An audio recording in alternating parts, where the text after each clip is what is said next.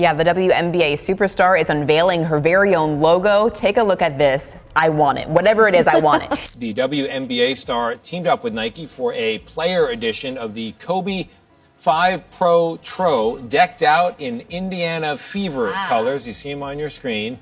If you are hoping to get your hands on the Caitlin Clark version of Nike's Kobe Bryant sneaker, you're out of luck. They are out of stock. Caitlin Clark's Nike deal didn't just make headlines. It shook the entire WNBA. A rookie with a global campaign, a signature shoe, and a logo that screams dynasty? That's unheard of. But here's where it gets interesting. Angel Reese, the face of swagger, confidence, and unshakable energy, isn't staying quiet. Everyone's wondering, was her reaction frustration, or was it the spark of something bigger? Because what Reese does next could either widen the gap or flip the whole narrative on its head. Before we move on, I'd like to ask you a small favor. If you appreciate this content, please take a second to like this video and subscribe to the channel. Over 98% of you watch the videos without subscribing. It costs you nothing, but it makes a huge difference to us. So did you click the subscribe button? Great. Thank you so much. Now back to the video. Imagine waking up as a rookie and seeing your name on a sneaker that's already sold out before you've even had your first cup of coffee. That's Caitlin Clark's reality right now. She stepped into the league and instantly had something that most players grind years for. A signature shoe with Nike and a global rollout that feels more like a superstar's launch than a rookie's welcome package. It wasn't just an announcement. It was a statement that the business of women's basketball had officially entered a completely new level. Everywhere you look, you see the interlocking C's, iconic Nike swoosh, and the words, Caitlin was here. When news first broke about Clark's Nike contract, it wasn't just fans buzzing. It was players, reporters, even NBA stars who couldn't believe the size and scope of it. This wasn't a quiet endorsement deal where a player is added to a roster of athletes with some steady income on the side.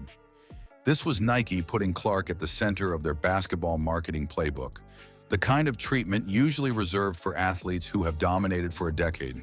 She is an elite company. Only a handful of other players in history, like Michael Jordan, LeBron James, have had their own Nike line. It's two interlocking C's designed to reflect her confidence, power, and connection to fans. That's why the shock hit so hard. Fans expected Clark to get endorsements, sure.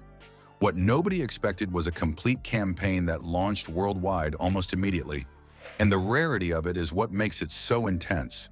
Normally, a rookie steps in and has to fight to even get noticed by big companies. Think about it. Most WNBA stars have been in the league for years, carrying championship rings, MVP titles, Olympic medals, yet still grinding for brand recognition. I love it. I mean, it's actually a pretty cool logo. It's nice and clean, and it's something that you will recognize. And here comes Clark, fresh off college, and Nike hands her a deal that instantly sets her apart. It's not just unusual, it's practically unheard of. For veterans watching, it has to feel like a reminder that hype and timing sometimes outweigh years of putting in work on the court. Now look at the numbers. Clark's Nike package, while exact figures haven't been printed on every headline, is described as pulling in more than double what the majority of WNBA salaries offer each season. Angel Reese, for example, signed with Reebok, and it was celebrated as one of the first big stars under Shaq's leadership there. But when you stack that contract next to Clark's Nike rollout, the difference is obvious, not just in money, but also in the scale. Reese's shoe deal didn't come with billboards in Paris or commercials on primetime slots. Clark's did. That gap isn't even just financial, it's about reach and cultural positioning. So why Nike and why Clark? But today it looks a little bit different out here with the unveiling of Caitlin Clark's new logo as Nike's newest signature athlete. Tell me they're already saving up for the drop and are still excited for the remainder of this season, even though Clark is still out due to an injury, along with several other Fever players. The answer lines up perfectly when you look at the timing. Clark entered the league after one of the most watched seasons of women's college basketball ever. Ratings skyrocketed during her games. Her three-point shooting turned into viral highlights, and her post-game interviews became headline content. Nike loves an athlete who checks every box. Elite stats, charisma, and a fan base that's both younger and active online. And with women's basketball's cultural momentum exploding, Clark arrived at the exact moment Nike needed a fresh face to push into this market. It wasn't just her game. It was the snowball effect of attention she brought with her.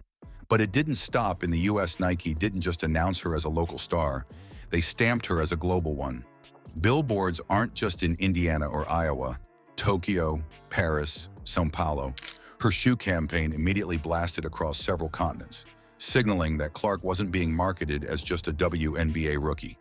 She's being branded as a worldwide ambassador of women's basketball. That kind of treatment is usually reserved for global icons in men's sports. And now, for the first time, a WNBA rookie is in that same conversation. Here's the wildest part. When Clark's first jerseys dropped, they sold out in record time. Not just quick by WNBA standards, but faster than some NBA All-Stars have seen. First t-shirts featuring the logo go on sale September 1st, with more apparel rolling out in October. The $190 kicks are already showing up on the secondary market at close to double the retail price. They dropped at 10 a.m. Monday, and they sold out before 11 a.m. In fact, in just minutes. Players who've spent 10, 12 years in the league didn't see their signature gear fly like that. It was the sort of sellout moment that makes companies double down, reminding everyone watching that this wasn't a gamble. It was already paying off. And that's where Angel Reese comes back into this conversation. She might have inked the first big women's deal with Reebok under Shaq's leadership, but she didn't get that instant worldwide push. No commercials in Asia, no global campaign. Her deal made headlines, but not infrastructure. That's a massive distinction, because Nike wasn't only giving Clark money, they were giving her an entire machine. Marketing teams, global distribution, social media strategy, the whole package. So when Reese reacts, it's not just about emotions or jealousy. It's the recognition that Clark's deal represents a new model of star-making in the WNBA, and that she's either got to counter it or risk falling behind. And here's where things get intriguing. That snap everyone's talking about from Reese might not just be a reaction. It might be the very start of her setting up a whole new brand playbook of her own. Angel Reese snapping back at Clark's Nike deal isn't just her being upset. It's her first move in a bigger game. She knows she can't out-Nike Clark, but she doesn't need to. Clark's first signature shoe and full collection are set to debut in 2026. Reese can lean into fashion, media, or even entertainment, building a lane where she's more than an athlete. That's her power. Think about it. The WNBA doesn't need only one megastar. Clark can be the global face through sportswear, while Reese shapes culture and disruption in her own way. The question is, do you see Reese flipping the script soon, or does Clark keep pulling away with Nike?